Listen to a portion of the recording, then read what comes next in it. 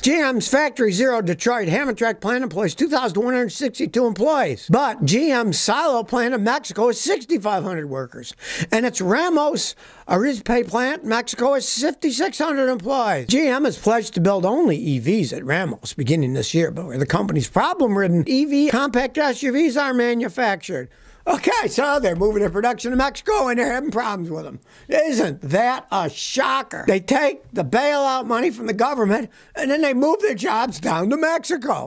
But if you are, I would advise not buying a GM electric vehicle made in Mexico. And here's an interesting one. 2 years ago, in July 2022, the administration of Michigan, Whitmer, their female governor, right? She removed a requirement that GM maintain a minimum of 4,000 jobs at their Ren Center. They said, oh, yeah, you got to keep these here to get our government money. Well, guess what? As of this moment, their own website lists 857 employees that work at that Ren Center. Originally, they said you got to have at least 4,000, but then 2 years ago, they said, oh, no, you don't have to. They're trying to pretend they're a U.S. company, right? But by American, they mean North America, which includes Mexico. That's how they get away with a bunch of this crap. Yeah, if the batteries are made in Mexico, it counts as American, so we get a tax break, blah, blah, blah. GM's getting a tax break, but they're building the stuff in Mexico where they're not really paying any taxes. Yeah, makes a lot of sense. In the big frame and everything on the car, this is all done with one press. It's yet a cheaper way to make cars. Yes, it can make them cheaper to make, but then they become disposable cars. You might not think about it, but I'm a mechanic, so I think about it, right? Especially Teslas.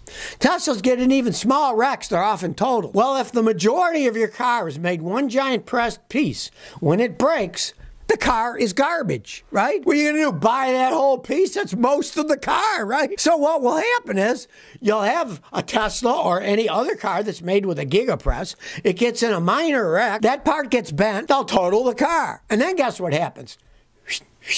Up go the insurance rates, because they'll say, hey, these things are totaled easy. The Tesla insurance rate's already high. And if other manufacturers follow along the lines of this and make their cars with their own gigapresses, when you get in a wreck, planned obsolescence, car's gone, then you got to buy another one. Of course, the car manufacturers love this for two reasons. If they can make them cheaper, it saves them money. And if your car gets in a wreck and is totaled, they love it because then you got to buy a new car, right? I was at a Toyota dealer. I was checking out a certified pre-owned one, right? The oil wasn't even on the dipstick, right? And they said, oh, well, we haven't serviced it yet. To me, that was great. They hadn't serviced it yet, even though it was a certified pre-owned, right? Because if they would have serviced it, I would have seen it was full of oil and I wouldn't have thought anything. But the idiots hadn't serviced it yet. So it was low on oil, means it burns oil. I told the customer, don't buy that car under any situations. Toyota should never burn oil. This one's burning oil. It's a used car. I said, don't buy it. And then they told, don't worry, we'll change the oil.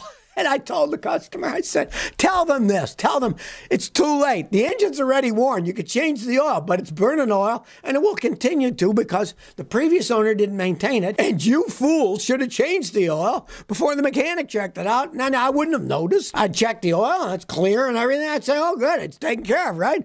But they didn't even bother. So this pre-owned nonsense certification, certified used car is a line of horse manure. It's just another label to try to sucker you into buying a used car to dealer at an inflated price. I guess Ford's trying to make some computer program to show you how great their car is that they're selling you, you know? More horse manure from Ford Motor Company. Well, I've warned people in the past, do not buy an eco diesel in Jeep products or any Chrysler product for that matter, because those eco diesel V6s are what? They're Italian engines. Hey, we make a diesel, right? You want a diesel, at least have the Germans make it, you know? They invented it, Rudolf Diesel, after all. Well, as you can see in this picture, it was a coked up pile of crap. It's all burnt carbon and all that. Now, Eric from I Do Cars channel, he's tore them down, and he pretty much said, there's all kinds of shavings inside. I suspect I'm into something, he says. All these eco diesels have similar problems with the bottom end going out. Bearings let loose, the engines explode. I had a customer in Rhode Island, he went through two of those engines. The hilarious thing was the first one blew.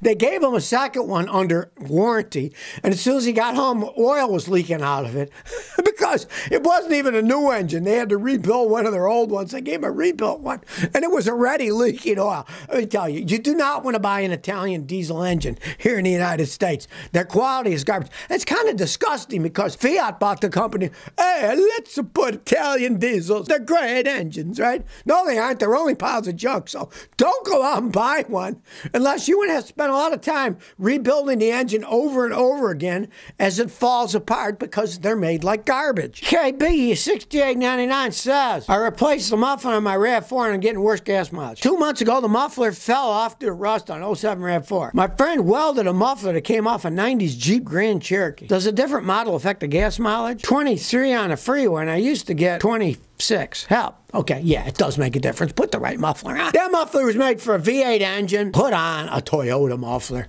You can get them aftermarket on Amazon cheap enough. Why did y'all weld on a Grand Cherokee V8 muffler on? I mean, all kinds of stuff can go wrong. Put the right muffler on. It will affect it, especially on 07. That's got oxygen sensors on it, catalytic converter. All that stuff's going to be affected if you put a muffler that's got too much restriction from a big old V8 Jeep. Esteban says, where is my crankshaft position sensor? I have a crankshaft position sensor code on my 2011 Acura TSX 4-cylinder. People say it's by the crankshaft, but I can't see it anywhere. They're hell. Most of the cars are like yours. They're new. They're different. What the crankshaft position sensor shows is it's where the engine bolts to the transmission. And in your case, you jack up the car. If you go under the car, you'll see the crankshaft position sensor is just to the side of the oil filter. It goes into the engine, right? It's not that hard to get to, but you do have to jack it up in the air to get to it, right? And you might have to take a bunch of plastic crap on the bottom of the car off to get to it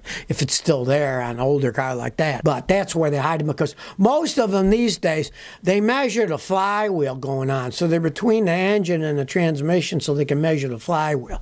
Back in the day, they used to put them on the front of the engine where the crankshaft pulley is. But now they're on the back side instead, and that's why you got confused. Most cars are that way now. Most of them measure the flywheel, and they're on the engine, between the engine and the transmission, and they measure that. They don't measure the front of the crank, they measure the back of the crank, and they all change that way just about. Now, this guy's got a very interesting video. This is a picture inside a car tire. He put a GoPro inside a car tire and filmed what actually happened, and he put these little balance beads so you can see the forces going around. It's quite fascinating. It's called Warped Perception. That's the YouTube channel, and the video is called GoPro Inside a Car Tire. Watch it. It's fascinating because you get to see the forces as they go over bumps and it flexes, and how the pressure in the sidewall goes as they're driving it around. I gotta say, you know, I've never seen the inside of a tire going down the road, and that really gives you an idea. Everybody takes their tires for granted, right? Realize that 90-something% of your ride and suspension is the tires flexing. They absorb an awful lot of pressure. And if you watch this video, let me tell you something, and you look at your tire, you see the tread is going away, you're going to go buy another set of tires because you realize all the stress when you're cornering and going on a highway. It's a really interesting video. You should watch it. Warped Perception is the YouTube channel. I got to say, it's fascinating stuff. So if you never want to miss another one of my new car repair videos, remember to ring that bell.